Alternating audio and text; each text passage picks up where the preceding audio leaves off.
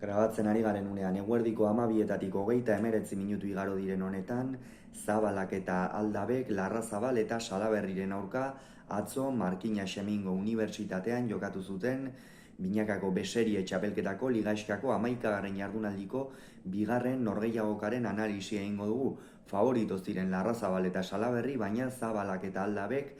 pronostikoak hautsiz 22 eta 11 irabazi zieten, eta honen bestez funtsezko puntua eskuratu zuen Zabala eskuza bikote titularra. Gogoratu behar baita, bigarren aste segidan Joseba Aldabe igantziarrak Arkaitz eskuza Laudioarra ordezkatu duela.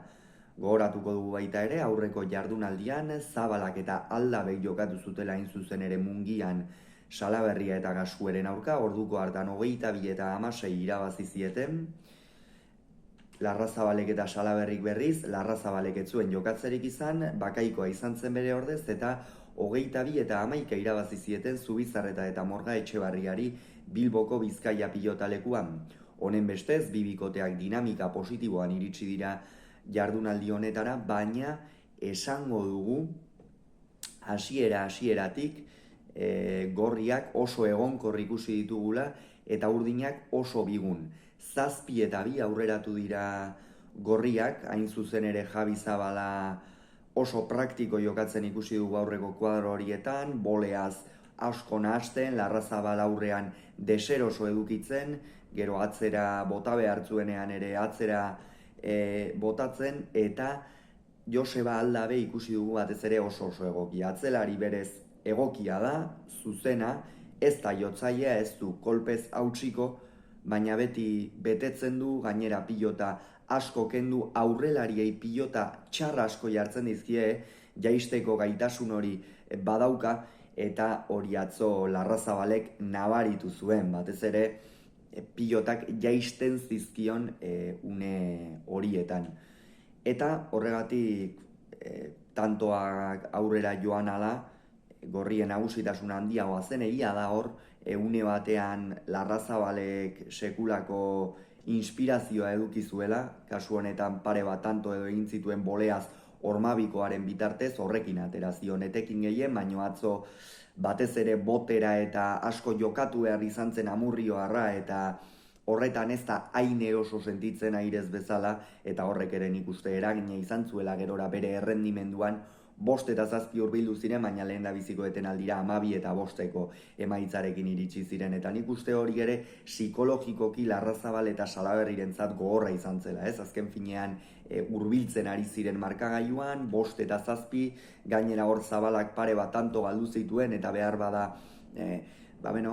esango dugu, zalantzak edo sortzeko aukera bazegoela, baina gerora Larrazabalek eta Salaberrik batez ere atzean asko galdu zuten, Ruben atzoetzen bat ere egonkor ibili, eramateko sake asko eraman gabe utzi zituen, horrez gain ezin nagusitu zibili zen, eta etzen arrats ederra izan atzokoa Ruben Salaberrirentzat. Gerora ere lehengo lepotik burua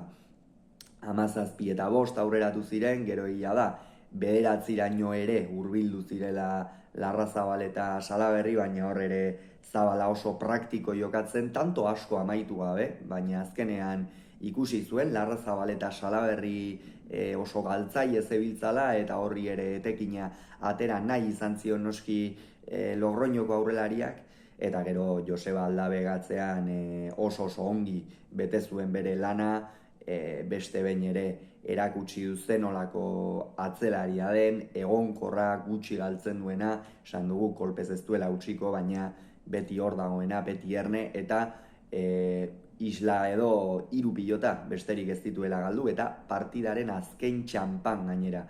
18 eta 9 iritsi dira bigarren etenaldira, jada partida erabat hautsita zegoen, ez zirudien inondik inora ere Larrazabalek eta Salaberrik buelta emateko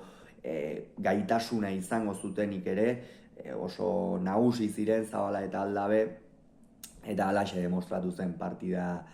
amaierara arte. Azkenerako egia da, 14 izan dira, nik 11 esan du, baina 14 izan dira azkenerako 5 tanto ere egin ahal izan dituzte, eta horrekin pixka bat orekatu dute edo